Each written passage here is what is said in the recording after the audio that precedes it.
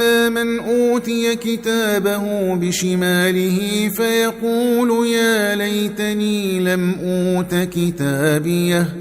ولم أدر ما حسابيه يا ليتها كانت القاضية ما أغنى عني ماليه هلك عني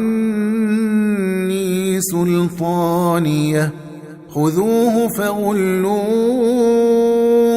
ثم الجحيم صلوه ثم في سلسلة ذرعها 70 ذراعا فاسلكوه إنه كان لا يؤمن بالله العظيم ولا يحض على طعام المسكين فليس له اليوم هاهنا حميم ولا طعام إلا من غسلين لا يأكله